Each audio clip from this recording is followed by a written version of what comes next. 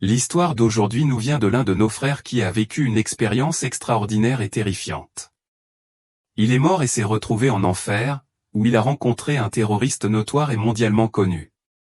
Les révélations qu'il a partagées sont choquantes et troublantes, alors assurez-vous de rester avec nous jusqu'à la fin pendant que nous dévoilons son récit effrayant. Maintenant, commençons. Je m'appelle Samir et mon voyage vers l'autre côté a commencé après un accident bizarre. Tout a commencé un jour qui semblait comme n'importe quel autre. Je terminais un long voyage pour mon entreprise, après un programme de livraison exténuant. J'ai pris la route le 5 février, et mon objectif était d'effectuer ma dernière livraison et de rentrer chez moi avant le 7 février. Jusqu'à présent, tout s'est bien passé. J'ai toujours trouvé la paix sur la route, c'est mon échappatoire, un endroit où je me sens vraiment libre. Les heures passées au volant sont mon temps personnel pour me détendre et lâcher prise sur le monde qui m'entoure. Mais ce jour-là, alors que j'approchais de chez moi après avoir parcouru les derniers kilomètres, les choses ont pris une tournure terrible. Alors que le crépuscule s'installait, une pluie légère s'est mise à tomber. J'étais seul sur la route, mais l'épuisement me gagnait. Mes paupières étaient lourdes et je luttais pour rester éveillé, déterminé à terminer le trajet. Un bref instant de distraction a tout changé. Soudain, le camion a commencé à déraper de manière incontrôlable. J'ai attrapé le volant, essayant désespérément de reprendre le contrôle, mais les pneus ont glissé et les freins ont lâché. Le camion a quitté la route et a plongé dans un fossé. Le temps a semblé s'étirer tandis que je sentais le camion se déchirer où le métal crissait, le verre se brisait et avant que je ne m'en rende compte, il s'est retourné encore et encore. Puis, le silence est revenu. L'obscurité m'a consumé. Quand j'ai repris connaissance, tout ce que je connaissais a disparu en un instant. Il n'y avait pas de tunnel lumineux comme on en entend souvent parler dans les expériences de mort imminente, et je ne regardais pas mon corps coincé sous l'épave du camion. Au lieu de cela, je me suis retrouvé dans un endroit qui me semblait bien pire, une réalité tordue, plus sombre et bien plus terrifiante. Quand j'ai ouvert les yeux, je n'avais aucune idée de l'endroit où je me trouvais, mais tout dans cet endroit me semblait anormal. Le temps et l'espace avaient perdu leur sens. L'atmosphère était lourde d'une qualité étrange et brumeuse où il y avait un épais brouillard rouge dans l'air, et autour de moi, des gens étaient enchaînés, tourmentés. J'avais l'impression d'avoir été plongé dans un vide sans fin et froid, qui s'étendait à l'infini. Je me tenais sur une route immense, remplie d'âmes errantes aussi loin que je pouvais voir, toutes se déplaçant dans la même direction. Il y avait une force mystérieuse qui nous poussait en avant, et peu importe à quel point vous vouliez résister, vous ne pouviez pas. Nous n'avions même plus de corps, juste une ombre de nous-mêmes qui était poussée en avant.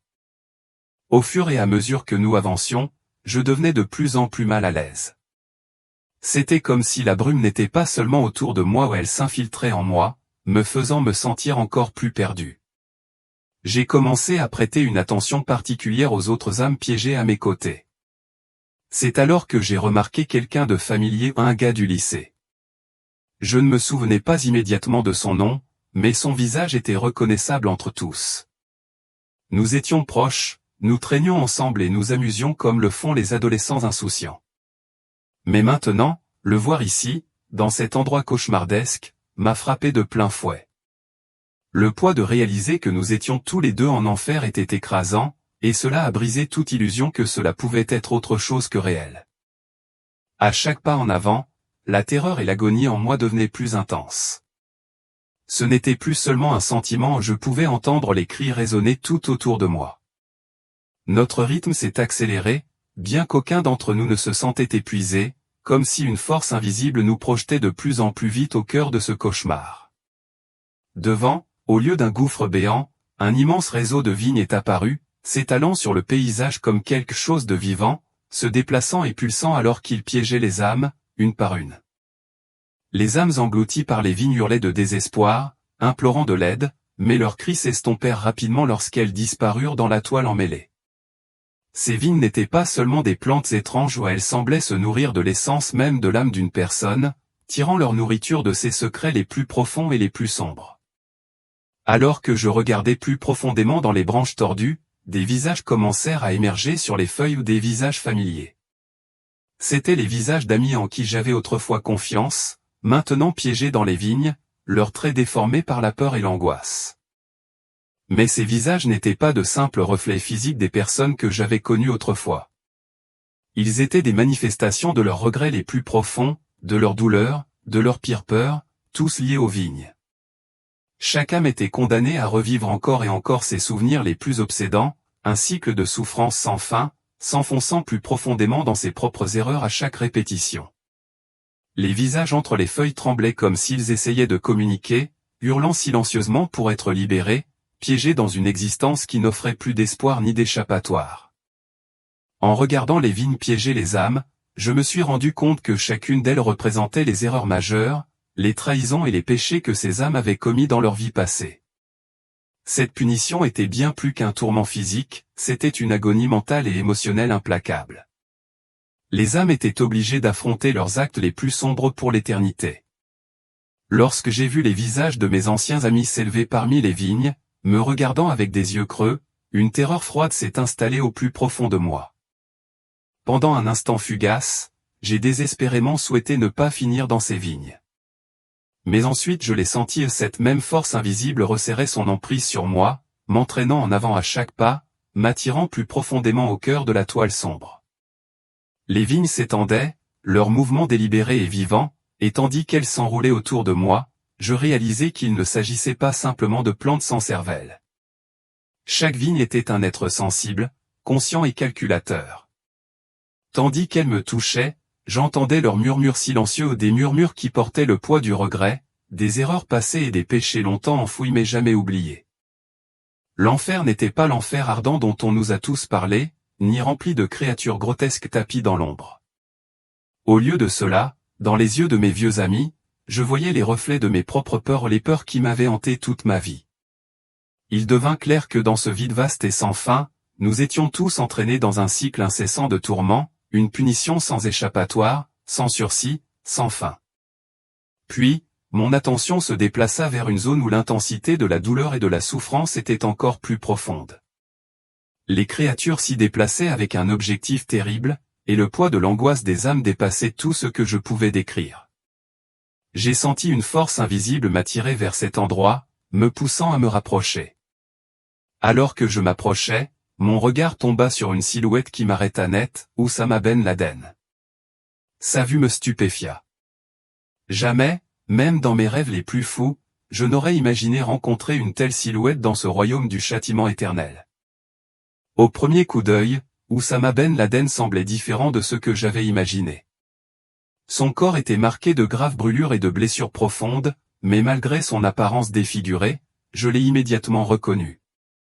Ce n'était pas seulement sa silhouette brûlée et blême qui le trahissait, c'était la douleur insupportable gravée dans chaque fibre de son être. Son châtiment était unique et envoûtant, il était forcé de se tenir devant un grand miroir qui rejouait sans cesse tous les actes violents et chaotiques qu'il avait commis. Mais le véritable tourment ne consistait pas seulement à regarder ses actes, le miroir lui faisait ressentir tout le poids des conséquences, revivant l'agonie de chaque âme qu'il avait blessée. Chaque cri, chaque larme devenait partie intégrante de lui, résonnant au plus profond de son âme torturée.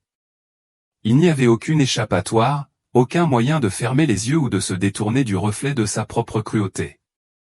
Des silhouettes silencieuses et obscures se tenaient à proximité, observant sa souffrance sans la moindre trace d'émotion. Chaque souvenir rouvrait de nouvelles blessures dans son esprit, et ce cycle de souffrance semblait sans fin.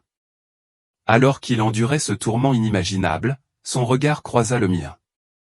Ses yeux, creux et brûlés, irradiaient un vide profond et désolé. Il n'y avait plus de colère en lui, plus de défi ni d'orgueil, ou juste un esprit brisé. Et puis, malgré le chaos et les cris environnants, il parla. Sa voix était un faible murmure, tremblant de chagrin. « Je le regrette », murmura-t-il, les mots emplis de remords. « Tout ce que j'ai fait, tout, je le regrette. » Son corps convulsait sous l'intensité de sa confession, chaque mot mêlé d'agonie.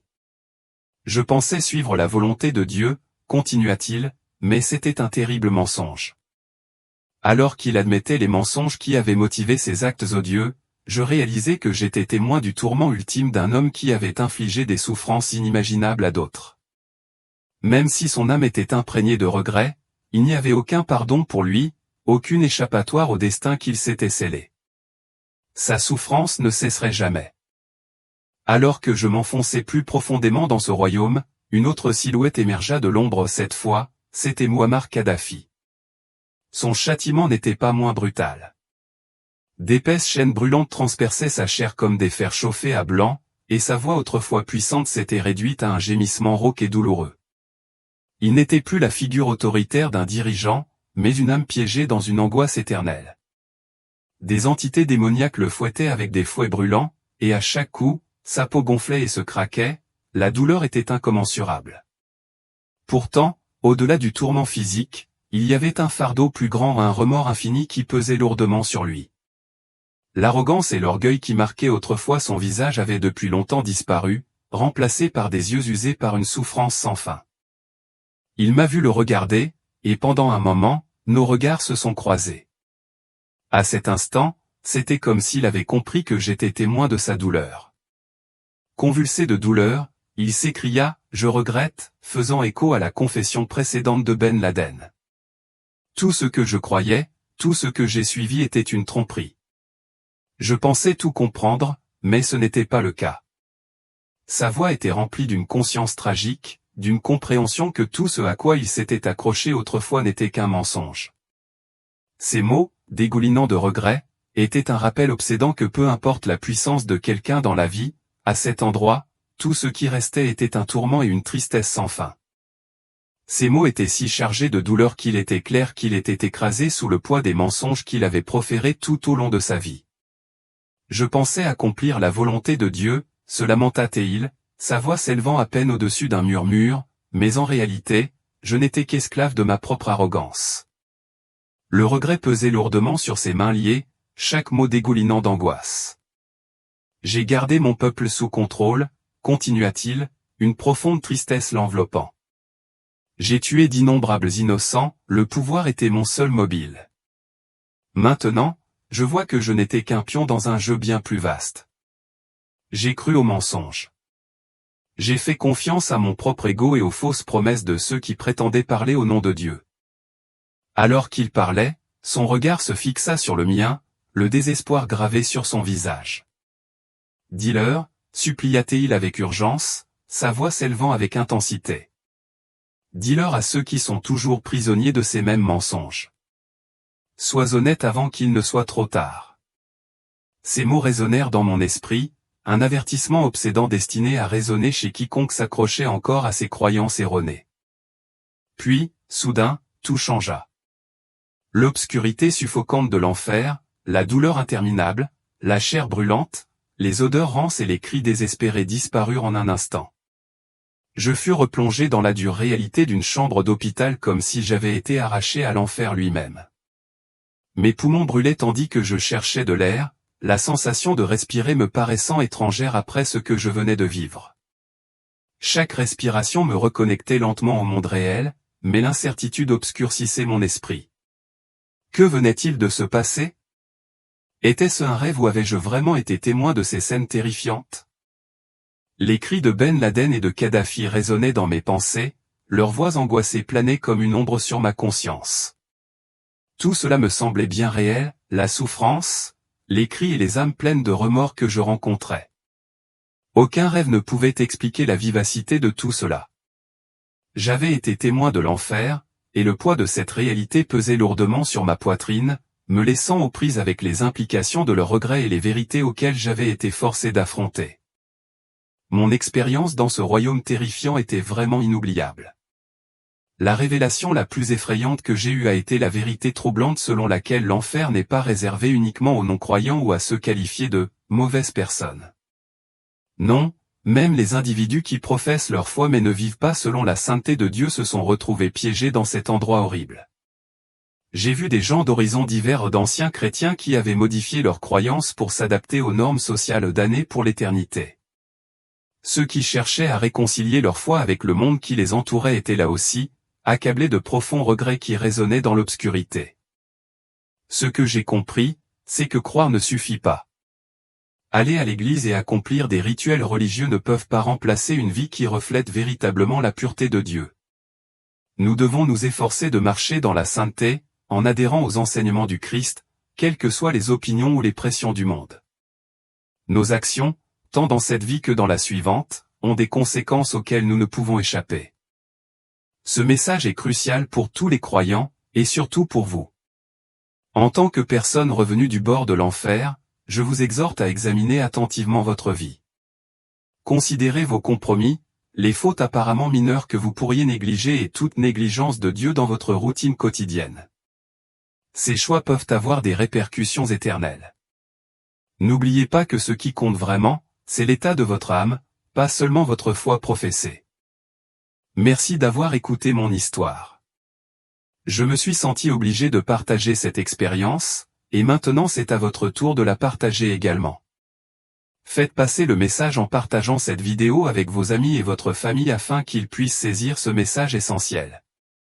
N'oubliez pas de cliquer sur « S'abonner » pour rester informé des enseignements et des messages de Dieu. La façon dont nous choisissons de vivre aujourd'hui façonne notre avenir d'une manière que nous ne comprenons peut-être pas pleinement. Merci de participer à cette conversation.